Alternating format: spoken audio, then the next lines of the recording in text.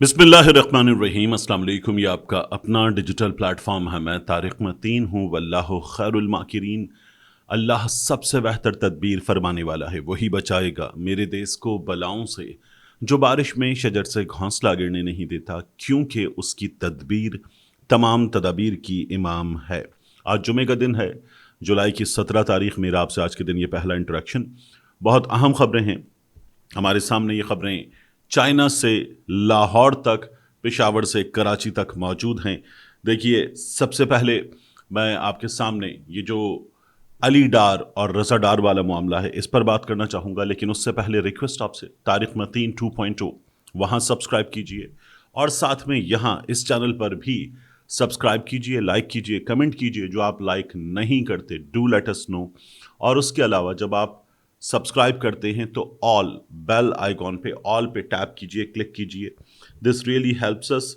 तो अब इस वीडियो के मौज़ूआत की तरफ बढ़ें। मैंने आपसे अर्ज़ किया था कि सबसे पहले अली डार की बात करेंगे, लेकिन इसके अलावा खैबर पख्तूनख्वा असम्बली में इदारों से मदद मांग ली गई है, तलवारें निकाल ली गई हैं, एक दूसरे को ऐवान से निकालने की तैयारी है, फड्डा बहुत बढ़ गया है। इस तमाम तर सूरत हाल की बात करेंगे। पहले बात कर लेते हैं अली डार के मामले की। अली डार इसाक डार के बेटे, और एक ऐसी शख्सियत इस वक्त कम अज़ कम कि जिन पर मुल्क के बड़े बड़े सहाफ़ी ये इल्ज़ाम लगा रहे हैं कि वो रज़ा डार को फैसिलिटेट करने में मुलव्वस हैं। ये इल्ज़ाम लगा रहे हैं कि बॉस अली डार हैं, वहीद बॉस नहीं है। ये इल्ज़ाम लग रहा है कि अली डार ने कई जगहों पर पुलिस को मैनेज किया। बड़े बड़े सहाफ़ी जावेद चौधरी साहब ने कहा कि अली डार ने रज़ा डार को कहा भागो, मामू ने भांजे को कहा पुलिस आ रही है भागो। ये तमाम तर इल्ज़ामात अगर एक शख्स पे लग रहे हैं, मरियम नवाज के बहनोई पे लग रहे हैं, तो फिर उस वक्त पैगाम क्या दे रहे हैं नून लीग वाले? देखिए, ये बार बार बात करते हैं, जैसे कल भी मरियम नवाज शरीफ साहिबा बात कर रही थी नौजवानों के बारे में। इनको ये अंदाज़ा है कि सबसे बड़ा वोट यूथ का वोट है, जेन जी का वोट है, और उस बड़े वोट को इन्हें अट्रैक्ट करना है। लेकिन जो हरकतें ये लोग कर रहे हैं, उन हरकतों से कहीं लगता है आपको कि उसको अट्रैक्ट कर सकते हैं? इसहाक डार साहब गए चाइना और एआई के हवाले से इजलास, तो वजीर खारिजा नायब वजीर आजम गए हैं, और उनके साथ ख्वाजा आसिफ साहब की भांजी या भतीजी हैं शिजा फातिमा ख्वाजा साहिबा, वो गई हैं। और फिर उसके बाद हम देख रहे थे बिलाल बिन साकिब साहब, वो ठीक है मिनिस्टर हैं, तो वो चले गए हैं, वो किसी जर्नैल के करीबी भी बताए जाते हैं।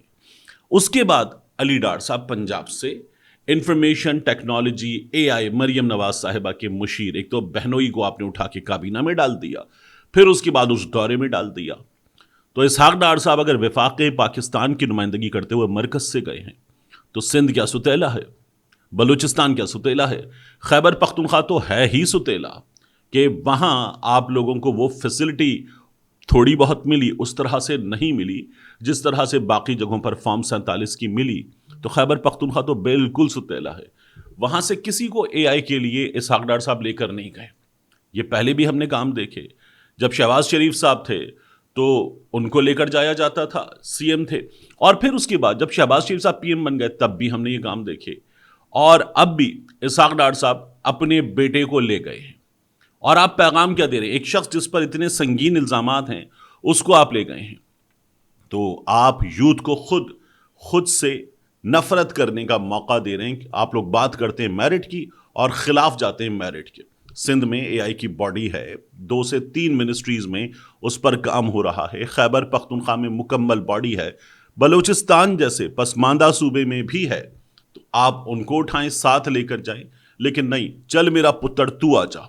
इसहाक डार साहब अली डार साहब को ले गए। यहीं इसी हवाले से फिर यह भी ज़रूरी है कि रज़ा डार के मामले में क्या हुआ। देखिए, मोहम्मद उमैर सीनियर सहाफ़ी हैं, उमैर हमें बता रहे हैं कि रज़ा डार के मामले में अब इस सिस्टम ने क्या किया है। आज पेशी हुई रज़ा डार और उसके साथियों की, और इस पेशी के मौके पर क्या हुआ, 2 गैर मुल्की ख़वातीन से ज़्यादती और अगवा केस के मुल्ज़िमान की रिमांड की दरख्वास्त पर समाअत।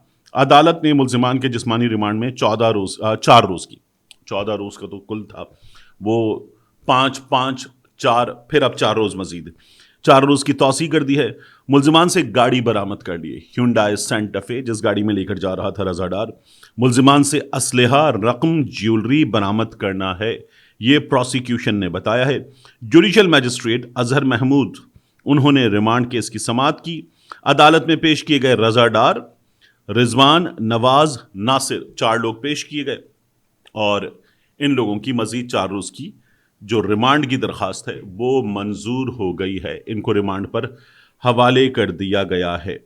میں نے آپ سے کہا تھا کہ ابھی تک اس کیس میں اس بارے میں تحقیقات کہ ہاں بھائی ان خواتین کو لایا گیا، کیسے لائے، ان خواتین سے کیا معاملہ تھا، کتنے پیسے دیے تھے، اور پھر ادارے انوالوڈ ہونا کہ State Bank of Pakistan involved ہو، ہمارے ہاں اینٹی منی لانڈرنگ کا جو میکینزم ہے وہ انوالوڈ ہو اور پوچھا جائے، اور اس کے علاوہ ہمارا ٹیکس کا محکمہ انوالوڈ ہو کہ 45 کروڑ لگائے تھے رضا ڈار نے، پوچھا جائے لاؤ 45 کروڑ کا حساب دو، 45 کروڑ پہ کیا ٹیکس دیا تھا، کہاں سے آئے تھے، حساب دو۔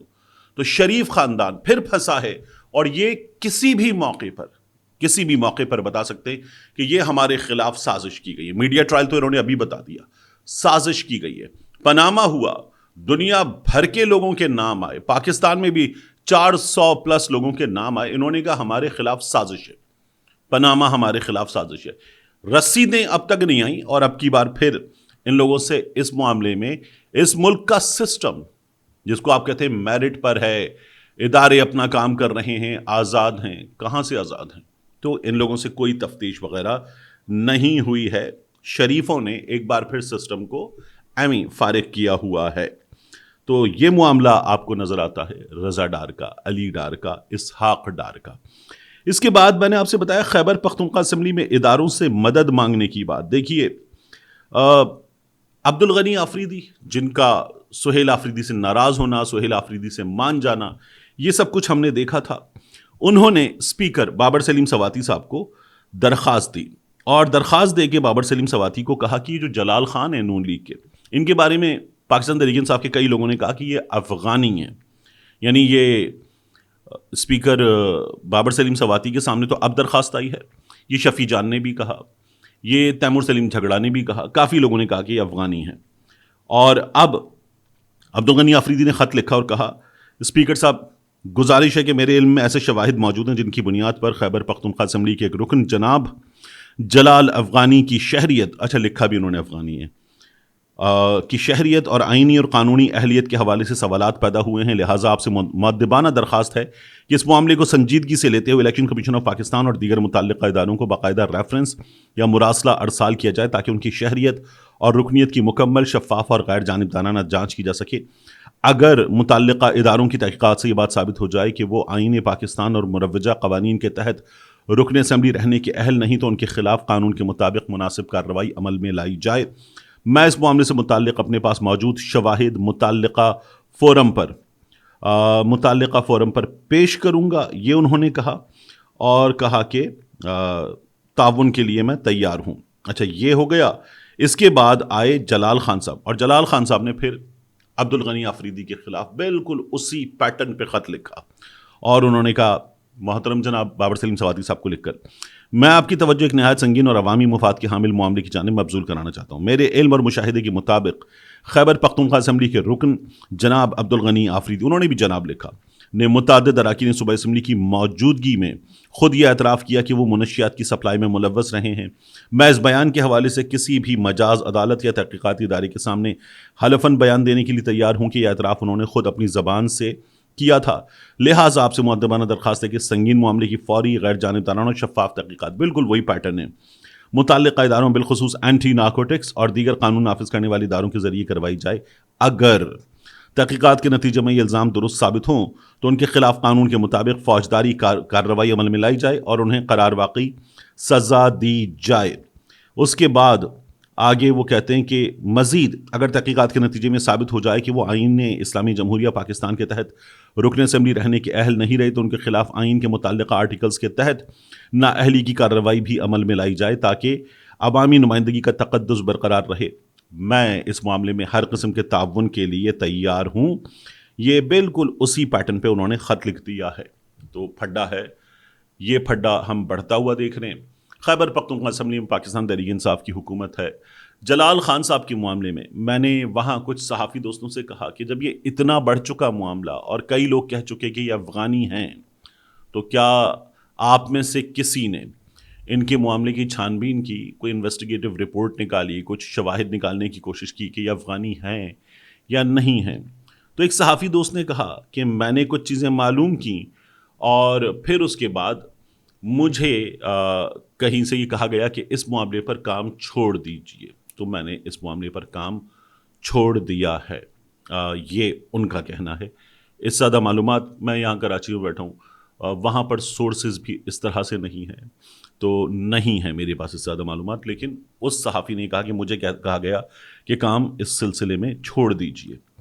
اب دو اور چیزیں ہیں اس ویڈیو میں بہت اہم جن پر مجھے آپ سے بات کرنی ہے۔ ایک، یاسمین راشد صاحبہ کا معاملہ۔ علی زیدی صاحب نے، جو پاکستان تحریک انصاف مخصوص حالات میں چھوڑ چکے، انہوں نے آ کر سوشل میڈیا پر لکھا ہے، میں نے ڈاکٹر یاسمین راشد صاحبہ کے اہل خانہ سے، ان کی فیملی سے بات کی ہے۔ ڈاکٹر صاحبہ کی ریڑھ کی ہڈی میں تکلیف ہے اور وہ تکلیف بہت بڑھ چکی ہے، اس حد تک بڑھ چکی ہے کہ ڈاکٹر صاحبہ بمشکل تمام ایک وقت میں 60-70 قدم اس سے زیادہ نہیں چلنے کے قابل۔